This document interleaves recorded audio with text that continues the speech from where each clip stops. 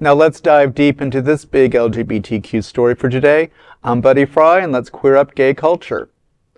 Hate floods in after Mr. Gay West Virginia announces his participation in Strawberry Festival Parade. For nearly 83 years, the West Virginia Strawberry Festival in Buckhannon has been a symbol of small-town charm, a springtime celebration of strawberries, community spirit, and Appalachian pride. But this year, amid the unusual fanfare of floats, marching bands, and parades, a storm of controversy casts a shadow over tradition. The uproar began when a local man proudly announced his role in the festival's grand feature parade. His title, Mr. Gay West Virginia, United States. He shared, "I just wanted to ride in the parade, wave to some friendly faces, and toss a little candy to smiling kids." But instead, his simple Facebook post was met with hate.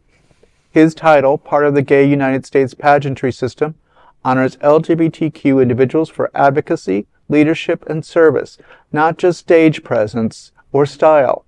He has volunteered for addiction support groups, built safe spaces for queer youth, and invested deeply in his community. But once the word gay entered the spotlight, that service was overshadowed by discrimination. Behind the scenes, festival board members messaged him with support, saying they were sorry and embarrassed, but he's calling for more than quiet sympathy. He says, quote, "It's not enough to sympathize from the sidelines. We need allies who are willing to stand up publicly and challenge hate. I'm not just a title. I'm a husband, a father, a neighbor, an uncle, and a proud West Virginian. I grew up being taught that Jesus Christ walked with the marginalized. I believe he would have walked with me too." To queer folks across Appalachia and beyond, he offers this reminder: representation matters, equality is not a given, and the fight for visibility and dignity for joy is far from over. I mean, this is a strong story, but it's a real story, and I think if there's a silver lining in this, is this gives him the opportunity to educate and to make his presence known, and to show his community that there is a far larger community that's not there. Absolutely. I mean, typically, we talk about pride being visibility, but here's a primarily heterosexual festival where some young West Virginia. Let's talk about this. This is not like New York or LA. This is West Virginia. If some queer kids saw him in the parade, that's a huge life-changing. That is.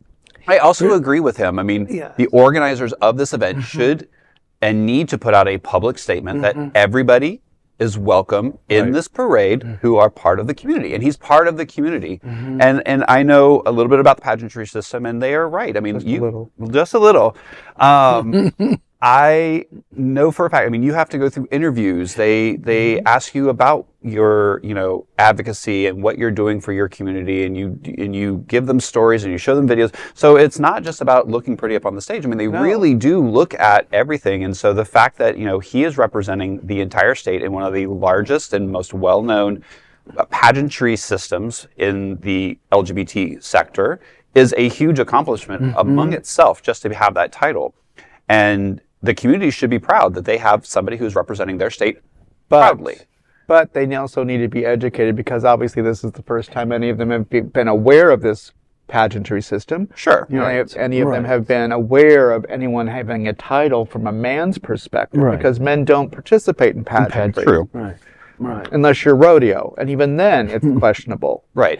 I think the big thing is the fact that he said, it said gay. If they just said Mr. West Virginia, it would be no problem. So again, it's the fact that they see the word gay, and these West Virginia towns are not big towns. So I guarantee these people know him. Yeah. He says he's building these spaces. Right. So it's not like they don't know him, and then they probably also know the fact that he's gay. Right. It's just now it's been said out loud. Right. And not behind a closed door. And he may, in fact, not be the only gay in the village. There may be others who are closeted. I'm sure there's 1 in 10. And that's a problem. Exactly. So I have an idea. Why don't we all dress up like strawberry shortcake and crash the festival next year? Absolutely.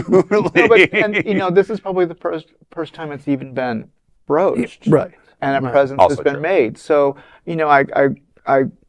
encourage him to stay strong, but also realize that he's not just breaking the rules, he's building a foundation that is going to grow from this point on. And you do make a valid point. We typically see our title holders and from the bar queens all the way up to the national title holders in our pride parades, but you very rarely, if ever, see them in other parades outside of Pride. So this is something that is definitely groundbreaking, and I hope he does. And I hope actually that the pageantry system also gets behind him and supports him and makes fuss. And maybe, just maybe, because it's very easy to travel around there, that some of the other title holders from the other neighboring states show up as well and make it a float instead of just a car.